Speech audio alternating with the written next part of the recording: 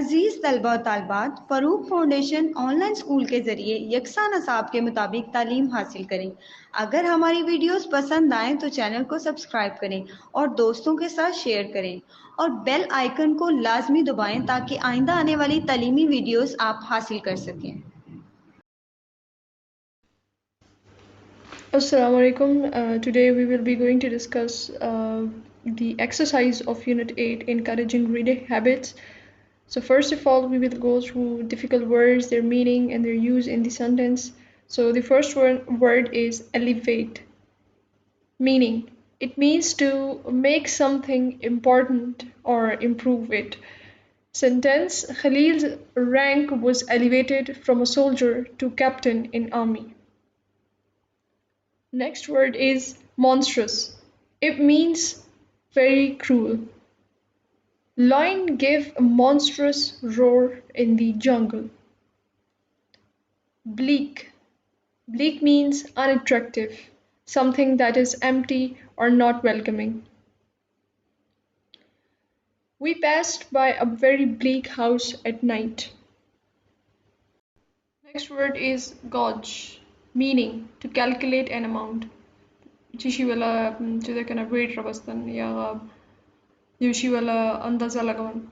Sentence. Thermometer is used to gauge the temperature. Word spare, meaning something available to use because it is extra. لك شي شتا صار الزيت بروتوي أو أغا استعمل شي بام نغا تسبيري. Sentence I have spare pair of shoes. Word chase, meaning to hurry after someone or something in order to catch it. Chishi pase tlan ya chishi pase mandawan chila kata tamir laushi no the para chase word use ki. Sentence I chased after the bus to get to home. Another word is brooding. Brooding means something making you feel uncomfortable or worried as if something bad is going to happen.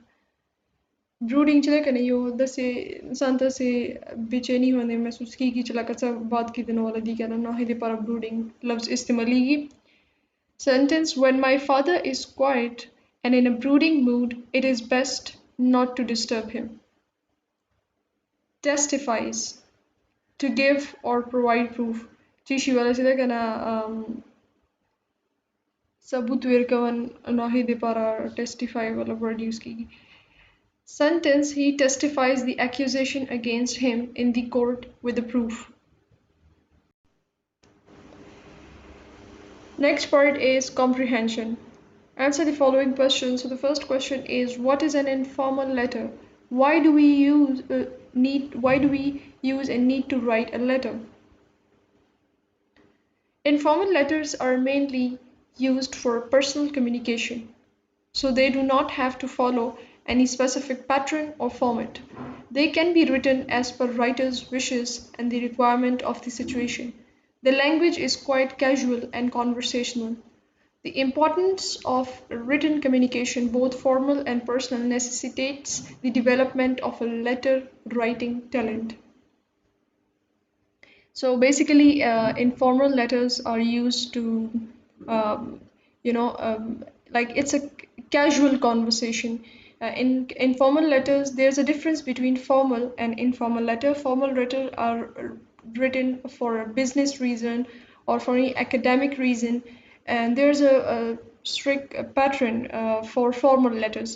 But in informal letter, they are mostly written to family members or relatives or friends and so it is very casual conversation and the pattern for it is according to the writers whatever the writer how the writer wants to write it and so it improves both formal and personal written communication improves the development of letter writing or it improves the creative writing so that's why it is important to write a letter. Informal letters ده كان مو خپلوانو ته لیکو صحیح شو ملګری چې وي یا خپل مور پلار ته پیرنټس ته هغه ته No, do the actually informal letters लिखे she और informal letter चिदा क्या ना जब मुकुम pattern पढ़ाओ कर लो माही तरीके से लिखे शी और दाम अब देखे दस चिदा क्या ना च लगा जे आम मुचंगे खपल खपल family वाल खपल friends वाल संगे खबरें को नो दे तरीके से लिखे she Who do you write informal letters to? Informal letters are written to friends and family with a pleasant and emotional touch to it. So as we have earlier discussed that they are informal letters are written to friends and family and or relatives. Informal letters إذا كانت دا ملقروتا يا family برata more بلاردا خويندرونا إذا كان informal letters لكشي. What is your very favorite book? Do you have a favorite author? Harry Potter series is one of my most favorite books, and her author, J.K. Rowling, is my favorite author. What types of book do you like to read? Give the reason for your answer. I like to read a fantasy fiction. It allows the reader to experiment with different ways of seeing the world. So basically, fantasy fiction allows the reader to see different views of world. There are different stories that cannot happen in real world, but it broadens our imagination basically. So this is how it can help us in reading and imagine in our creative imagination. Do you have favorite magazines or comics? Name them. My favorite magazines are The You and Don's Children magazine. They have some really interesting articles and comics. Is there any library in your city, village, school? Are you a member of the library? How often do you visit the library? Yes, there is library in our school and I do visit it regularly. I study there and also read different books and spend my time productively. And yes, I am a member of it. So the next part is vocabulary. Underline the silent letters, then write the words on the correct line. So these are given some of the words, and we have to figure out uh, which words do have which alphabet in a silent one. So the first silent case, we have to figure it out that among all these words, which word has silent K? So the first one is knee. So the knee has silent K. Another word is Ned. It is pronounced as Ned. Knock. The K is silent here. Knowledge. Also K is silent here. Next one is silent W. So the first one is wrap, wrap. W is silent. Wrinkle, wrist, wrote. Silent T. Listen, fasten, castle. Silent B. Silent B is bomb. So the last B is silent here. So the next topic is word stress rules. So okay, basically there are two simple rules about word stress. The first one is one word has only one stress. We can only stress vowels, not consonants. So stress shift can change the meaning and part of speech. So let's first understand how stressing on different parts of a word can change their meaning. So we stress on vowels, okay, so we have to focus on vowels while stressing on part of the word. So the first rule is most two syllable nouns. So basically these are all nouns in the first table. These are nouns like present, present. This is we are focusing, we are stressing upon the first part. Here the vowel sound is of present, present. Export, export. So this is noun, China. Table. Stress on last syllable. When we stress on the last part of the word, last syllable, then it becomes a verb. If we are focusing on the first part, mostly it is a noun, and when we are focusing or stressing upon the second part of the word, it becomes a verb. Like here, present, present. So present is a verb. Export, decide, begin. So we are stressing on the last part of the word, so it becomes a verb. Present means a gift, while present means something happening now. So as you can see, there is a difference of meaning in both. So the next question is that make two sentences each with the words present and export, showing them as noun and verb depending on whether the stress is on first or second syllable. So in this question we have to use these both words and we have to show them firstly as a noun and secondly as a verb. So this will show the difference between their meaning. So present as a noun, it is used as my father gave me books as a present when I passed my exams. So here present means gift. As a verb, I'm going to present the topic of climate change tomorrow. So present. Now here it is an action that I will present. I will represent the topic. So it is here it is used as a verb. The next word is export. As a noun, it means that Pakistan have export of rice. So here no action is being performed. So it is used as noun followed um, by a preposition. As a verb, it is Kenya exports coffee beans throughout the world. So now here, Kenya, it is not just about as we have seen that both of them in export can work as a noun as well as a verb. Prepositions. A preposition is a word used to link nouns, pronouns, or phrases to other words within a sentence. Prepositions are usually short words and they are normally placed directly in front of nouns. As we have seen that prepositions are mostly uh, put in front of nouns or nouns are followed by them, and basically it is used to connect other words.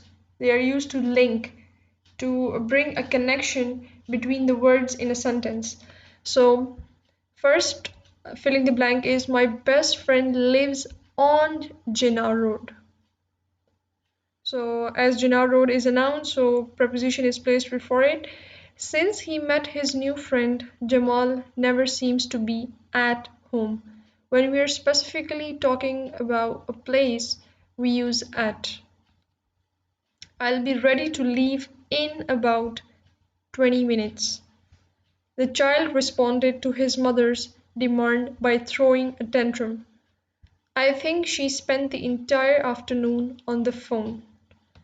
So now you have got the idea about how they are linking different words, how they are making sense, bringing some meaning to the sentence, to the meaning of sentence. So that's how prepositions work. Now we will be specifically talking about two prepositions, since and for. Since is used for a point in time, and for is used for a period of time. So basically the difference between is since and for is that since is mostly used to specify a time period, the name of time, like since March, since Monday, or since 1980, like we specify the time, but for is used like when we are specifying the period of time, like for 3 weeks, for 3 months, for 3 years, like for 4 days. So we use for when we are specifying the period of time. For example, since, a point in time in past until now.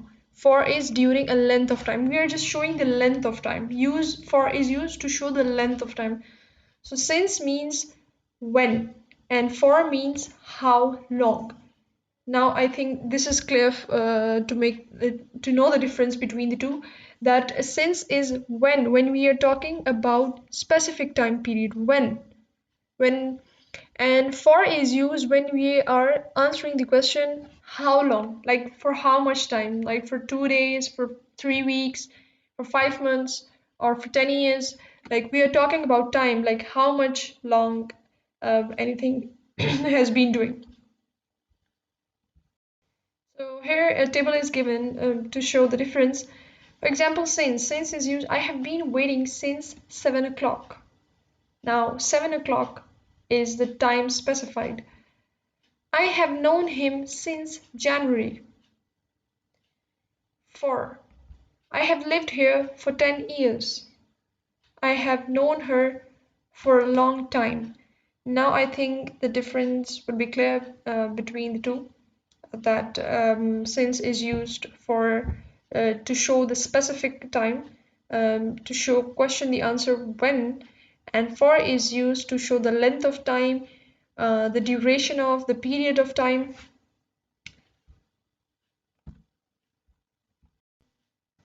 So now here we have to put appropriate position, a preposition like since or for.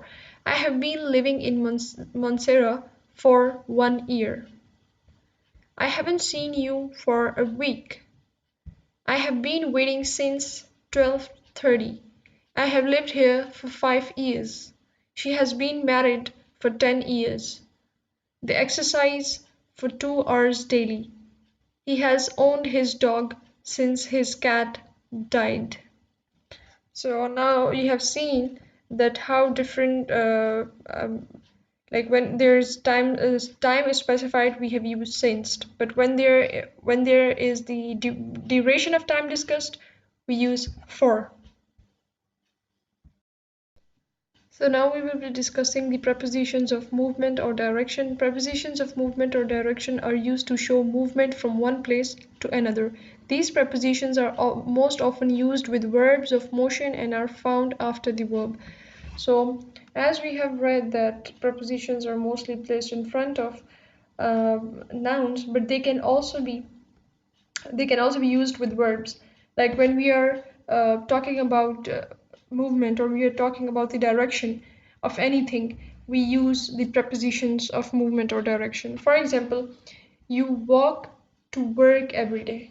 To is something, um, like it's a showing movement. You must walk across the street. So in next slide we will be explaining the different use of prepositions of movement and direction. Filling the blanks with the prepositions of movement and direction. Choose prepositions from the given list. To, across, down, around, and along. So these are some of the prepositions of movement and direction. So let's go for a walk around the park. Mostly we follow the path or around the park that is used for walking. So here the appropriate preposition would be around. He is walking down the path. I prefer to ride my bike along the hill. I go to school by bus. The boat will take you across the river. Mostly when there's a place that needs to be crossed, like bridge or a river or street or road, mostly across, the preposition of across is used. Compound prepositions. Compound prepositions are made up of two or more words. They may be written as one word or as two or more separate words. So basically, they are a combination of different prepositions in a single sentence. So, for example, the bird in the tree outside my window is singing loudly. So as we can see in this sentence, there are different words like in the tree. We are basically talking about the bird. So we are locating the bird that's the one sitting in the tree outside my window. So this is a compound word. This is a compound preposition basically. The next one is the bird on the top of the tree outside of my window. So now as you can see, now we are on the top of tree and outside of my window. So now there are multi word compounds. He hanged the picture above the sofa. So we are giving the direction that where the picture is hanged. So basically, we can use such different compound prepositions in a single sentence. So this is the last part of this exercise in which we have to write an informal letter to uncle asking him to bring a dictionary to help you in your studies. So as we have discussed the pattern of informal letter, and now we will write another letter. Dear Uncle, Assalamu alaikum. I hope you are in good health. Recently, my classes have started and we are studying some more advanced curriculum. I mostly come across some words that are hard to understand because I don't know their meanings, and so it becomes difficult to understand the concept or passage. I am in need of dictionary as it would help me to easily grasp the meanings of words and enhance my vocabulary too. A good dictionary can help in understanding the subject better and improve communication and grades by making sure that one is using the words correctly. It is easy to use and words can be found easily. It is small in size and can be carried anywhere. I hope you'll send it to me soon and pay my regards to Aunt. Yours loving nephew Hamza Ali. So as you have seen the pattern here, in the first paragraph, we are discussing that how it is difficult to understand some words without a dictionary and how it can help us in studies. And in next paragraph, we are discussing the benefits of having a dictionary. So at the end, we are ending the letter with paying regards, and so you have to focus the in first you have to discuss the problem, what is your need, and in second paragraph you have to tell its importance, and that's how it's ended. I hope you have got the idea about how to write a letter.